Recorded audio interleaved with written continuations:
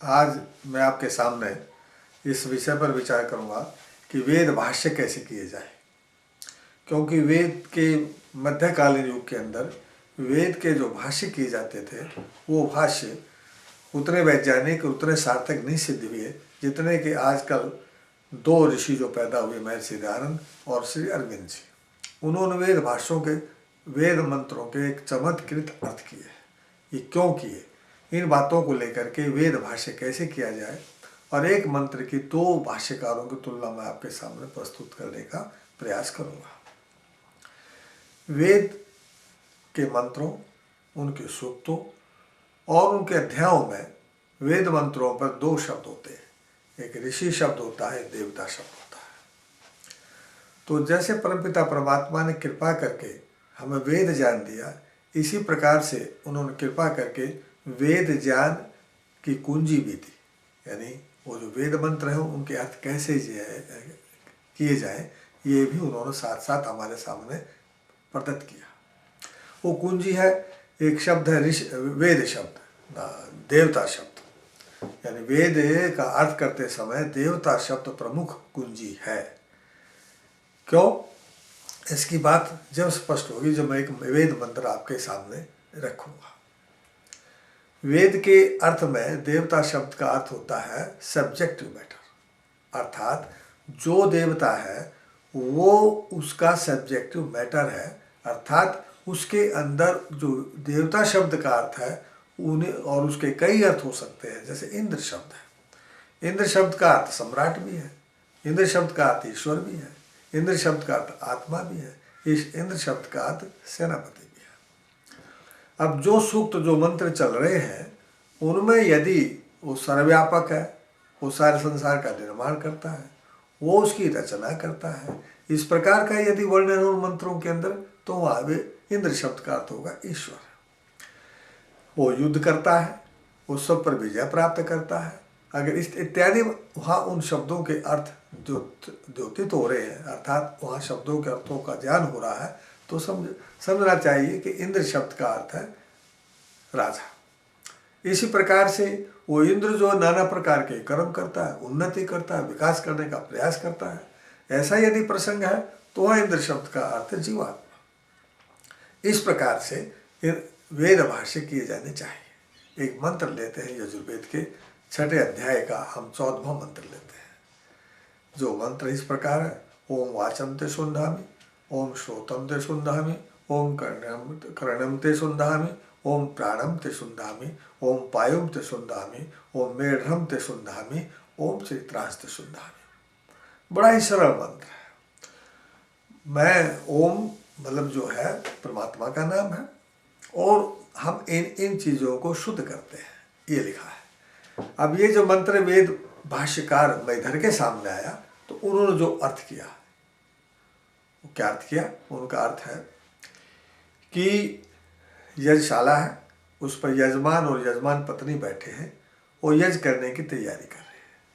तो यजमान और यजमान पत्नी जो बैठ करके यज्ञ करने की तैयारी कर रहे हैं, वो तैयारी करते समय में वो जिनकी आहुति देंगे उनको शुद्ध करते हैं, अर्थात उस पर जल छिड़का जाता है और जल छिड़क करके उस पर शुद्ध किया जाता है। यहाँ तक तो एक बात सामान्य थी, परंतु महीधर ने वो सामग्री जो हवी रखी हो, किस चीज़ की रखी हो भी बतला दिया। हवी रखी है बकरी का बच्चा मेमना, उसके अंग प्रत्यंग कटे हुए हैं, उनका मांस रखा हुआ है। ओम चक्षुस्ते शुंधामि। जब इस मंत्र को, जब ये मंत्र का मंत्रांश बोला जाए तो उसके आँख जो है उसके ऊपर पानी छिड़के और सारे शरीर को के अंगों का इस प्रकार से वहाँ पर पानी छिड़कने का, उनको करके पवित्र करने का विधान किया है। ये मंत्र का अर्थ किया। अब महीधर के इस मंत्र को पढ़ करके यदि पाश्चात्य विद्वान ये कहने लगे कि ये क्या वेद मंत्र है, इनके क्या अर्थ है, और यहाँ तक कि एक विद्वान ने गडरियों के गीत तक कह दिया था। अब इसी मंत्र पर महर्षि दयानंद का अर्थ आपको बतलाते हैं, और ऐसा अर्थ है कि उस अर्थ को यदि संसार के किसी भी विश्वविद्यालय के सामने एक मॉडल के रूप में प्रस्तुत कर दिया जाए तो सारे संसार का कल्याण हो सकता है। ऋषि दयानंद जी ने अर्थ किया कि ये मंत्र, उन्होंने भी शाला की कल्पना की, यह शालामय है, लेकिन इस मंत्र को यजमान पत्नी से नहीं बुलवाया, बल्कि इस मंत्र को आचार्य से बुलवाते हो। यह कौन सा दिन है? आज एडमिशन डे है, अर्थात बच्चे का दीक्षा होनी है।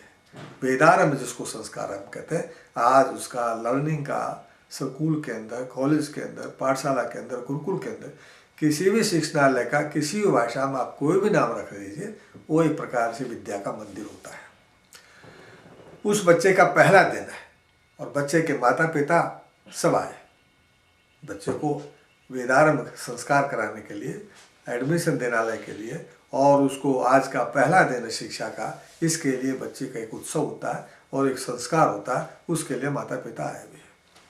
उन माता पिताओं को संबोधित करके आचार्य कहता है, हे बच्चे के रिश्तेदारों, माता पिताओं, सुनो, यदि आप इतने ही हमारी संस्था पर, हमारे गुरुकुल पर, हमारे इस यूनिवर्सिटी के अंदर, कॉलेज के अंदर विश्वास करके, श्रद्धा करके हजारों किलोमीटर से दूर आकर के अपने बच्चों को मुझे सौंप करके जा रहे हैं, तो मैं तुम्हें एक आश्वासन दे रहा हूँ।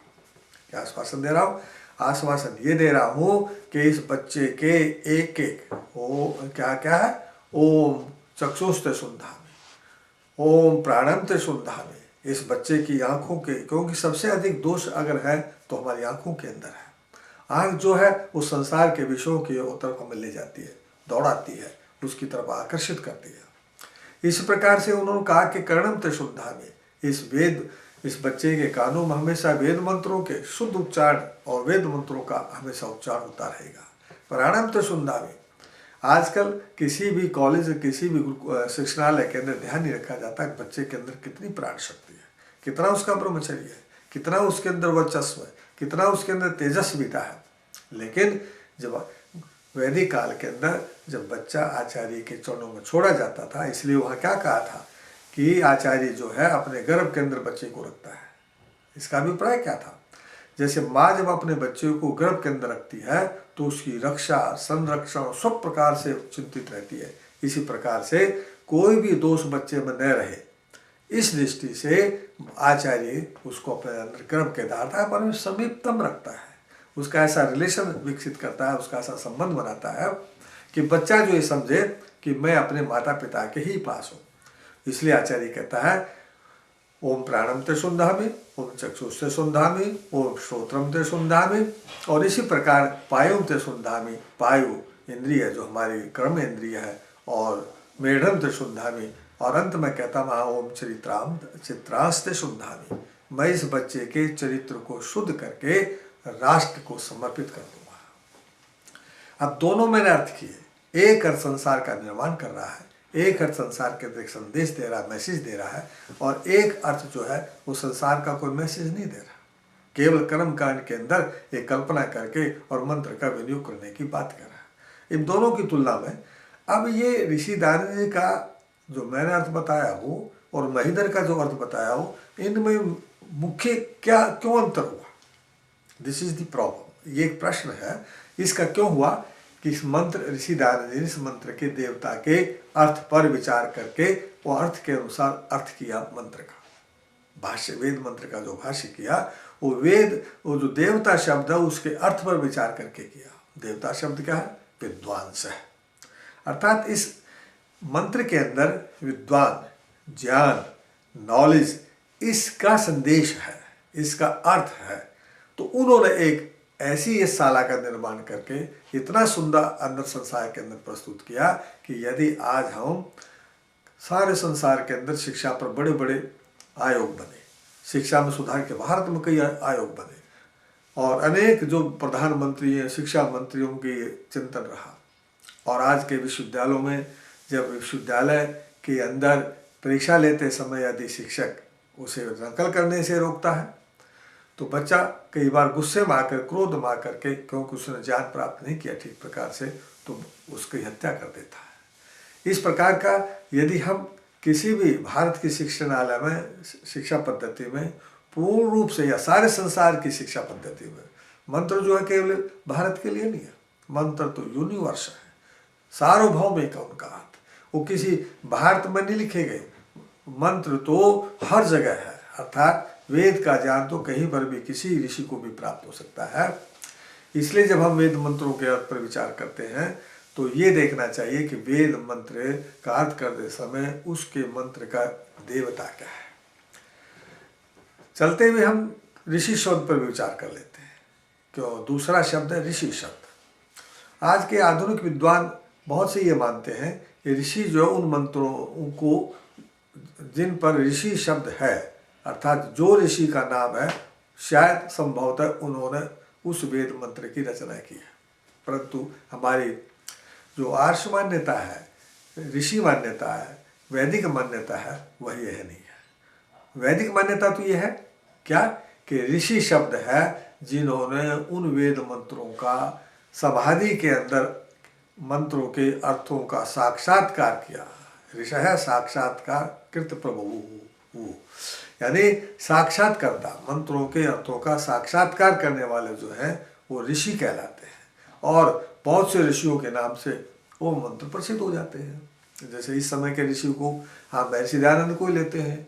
उन्होंने प्रत्येक मंत्र का अध्याय का सूक्त का जो प्रारंभ किया है तो ओम विश्वानि देव सविता दुरितानि प्रासो यद भद्रम तद्यास्व, इस मंत्र का उन्होंने हर जगह इस मंत्र को कोट किया, इस मंत्र को वहाँ दिया और उसको अर्थ को भी किया है।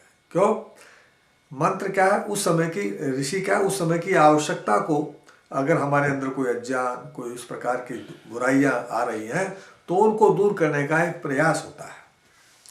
तो ऐसे ऋषियों ने मंत्रों का के अर्थों का साक्षात्कार करके हमारे सामने बहुत सुंदर अर्थ प्रस्तुत किया और इस प्रकार से सारे संसार के सामने उनका साक्षात्कार करके उन ज्ञान को फैलाया, प्रचार प्रसार किया। वो सब के सब जो है उन मंत्रों का साक्षात्कार करने वाले वो ऋषि कहलाए। तो मैंने आज आपके सामने प्रस्तुत किया है कि वेद मंत्रों का अर्थ करते समय वेद के देवता शब्द पर, वैसे देवता के अनेक अर्थ है, लेकिन जो वेद भाष्य किया जाए तो उसका एक ही अर्थ है कि उस मंत्र का वो प्रतिपाद्य विषय है। और जो ये मान करके अर्थ करते हैं वो चमत्कृत अर्थ करेंगे, वो अच्छा अर्थ करेंगे और संसार को संदेश देने वाला और ज्ञान देने वाला अर्थ करेंगे। यदि हम मंत्रों को अनेक प्रकार से देखें तो देखिए, एक मंत्र न तम विदात है यमा जजान, अन्य सुमाकम अंतरम बभू है, निहारे न प्रावृता जल्प्या चा सूत्र उक्त शास्त्र। यह मंत्र जहाँ आता है उससे 13 मंत्र, 7 मंत्र हैं 2 सूक्तों के अंदर। एक वेद के 10वें मंडल का ये 84वें सूक्त का मंत्र है, इसमें 7 मंत्र है, ये उसका अंतिम मंत्र है। इसी प्रकार से पहला सूक्त जो उसमें भी 7 मंत्र है और इन 14 मंत्रों का देवता एक ही है और वो है विश्वदेवा, विश्वकर्मा। तो विश्वम करोति संसार रचनाम करोति अखिल ब्रह्मांड रचनाम करोति इति विश्वकर्मा। जो रचना करता है वो विश्वकर्मा है। तो अंतिम मंत्र में कहा कि जो मैंने 13 मंत्रों के अंदर ये बतलाया है कि इस प्रकार से ईश्वर ने सृष्टि को रचा। ये बड़ी बड़ी ऋतु है, ये महान समुद्र, ये बड़े बड़े पर्वतों की चोटियाँ, ये सारा इस तरह विचित्र संसार, इतना सुंदर संसार का निर्माण किया है, ये उस परम पिता ब्रह्मा ने किया है। अंत में इस मंत्र के अंदर का नैतम विदात है, अरे तुम उसको नहीं जानते जिसने सारे संसार का निर्माण किया है, उसको नहीं जानते।